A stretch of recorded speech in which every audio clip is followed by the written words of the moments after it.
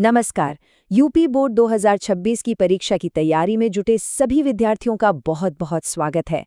मैं हूं आचार्य नितिन जी और हमारे प्रेरणा स्रोत प्रधानाचार्य रामवीर सिंह जी के मार्गदर्शन में आज हम भूगोल के एक बहुत ही महत्वपूर्ण अध्याय जल संसाधन को न सिर्फ पढ़ेंगे बल्कि अच्छे से समझेंगे। तो चलिए इसे एकदम आसान बनाते हैं।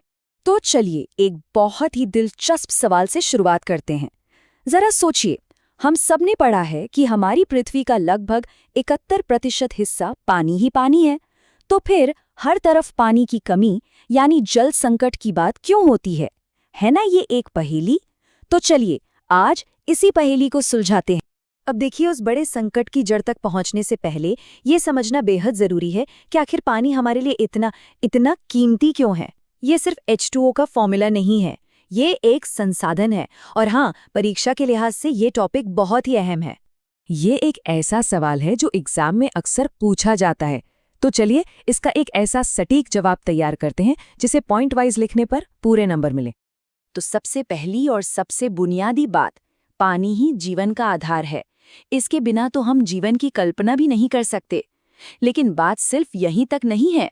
हमारे खेतों में उगने वाली फसल से लेकर बड़ी बड़ी फैक्ट्रियों में बनने वाले सामान तक हर चीज को चलाने के लिए पानी ही तो चाहिए।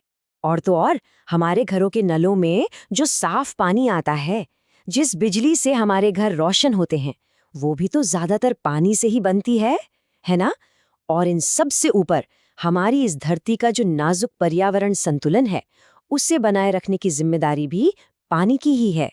तो अब जब हम ये समझ चुके हैं कि पानी कितना जरूरी है, तो असली सवाल पर आते हैं कि फिर समस्या क्या है। और समस्या ये है कि ये अनमोल संसाधन अब एक बहुत बड़े संकट से घिर चुका है। ये सिर्फ भारत की कहानी नहीं है, बल्कि पूरी दुनिया इस मुश्किल का सामना कर रही है।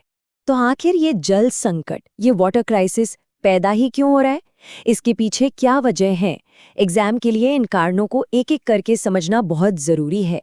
यहाँ एक तरह का पैटर्न है, एक चेन रिएक्शन। देखिए, जैसे जैसे जनसंख्या बढ़ रही है, ज्यादा शहर और ज्यादा उद्योग लग रहे हैं। इन सब की पानी की जरूरत पूरी करने के लिए हम जमीन के नीचे से बेहिसाब पानी निकाल रहे हैं, और बदले में उद्योगों का कचरा और शहरों की गंदगी नदियों में बहाकर उसे प्रदूषित कर रहे हैं। ये एक चक्रव्यूह जैसा है जिसमें एक समस्या दूसरी को जन्म दे रही है। और इन सब इंसानी कारणों के अलावा एक और बहुत बड़ी चुनौती है, वो है हमारे देश का अनियमित मॉनसून। हमारी खेती, हमारे पानी की सप्लाई, सब कुछ बारिश पर ही तो निर्भर है।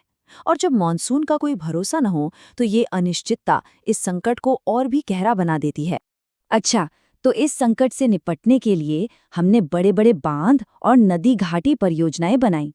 लेकिन जैसा कि हम आगे देखेंगे, इन समाधानों ने खुद ही कुछ नई और बड़ी समस्याएं खड़ी कर दी हैं। ये एक ऐसा सवाल है जहां हमें सिर्फ फायदे नहीं बल्कि नुकसान पर भी गौर करना होगा। यहाँ हमें इन बड़ी परियोजनाओं के दूसरे यानी कि अंधेरे पहलू का विश्लेषण करना होगा, जो कि बहुत जरूरी है। इसे ऐसे समझिए कि एक तरफा सौदा नहीं है। एक तरफ इन परियोजनाओं के उद्देश्य बहुत अच्छे हैं, जैसे सिंचाई, बिजली बनाना और बाढ़ को रोकना। लेकिन दूसरी तरफ हमें इसकी एक बहुत बड़ी कीमत चुकानी पड़ती है। पर्यावरण को नुकसान, सामाजिक उथल-पुथल और भारी आर्थिक बोझ के रूप में। तो ये नुकसान असल में है क्या? बांध बनाने के लिए हजारों एकड़ जंगल काट दिए जाते हैं, जिससे जंगली जानवरों का घर छिन जाता है। कई गांव पानी में डूब जाते हैं और लाखों लोगों को अपनी जमीन छोड़नी पड़ती है। साथ ही नदी का जो प्राकृतिक बहाव है, वो रुक जाता है, जिससे उसका पूरा इकोसिस्टम तबाह हो जाता है। तो अब सवाल ये है कि क्या करें? एक तरफ विकास की जरूरत है, तो दूसरी तरफ पर्यावरण और समाज को बचाने की चुनौती। इसलिए सबसे जरूरी बात यह है कि हमें एक संतुलित रास्ता खोजना होगा, एक ऐसा रास्ता जो विकास को और स्थिरता को साथ लेकर चले। इस पूरी चर्चा का जो सार है वो इस एक वाक्य में है, और आप अपने एग्जाम के उत्तर के अंत में इसे निष्कर्ष के तौर पर लिख सकते हैं। ऐसी परियोजनाओं का निर्माण संतुलित दृष्टिकोण से किया जाना चाहिए, मतलब एक बैलेंस्ड अप्रोच बहुत जरूरी है। और अंत में ये सवाल सिर्फ सरकारों और बड़ी कंपनियों के लिए नहीं है। असली सवाल हम सबके लिए है कि एक छात्र होने के नाते हम सब मिलकर जल संरक्षण में, पानी बचाने में क्या योगदान दे सकते हैं। जरा सोचिए, क्योंकि बड़े बदलावों की शुरुआत हमेशा छोटे छोटे सही कदमों से ही होती है।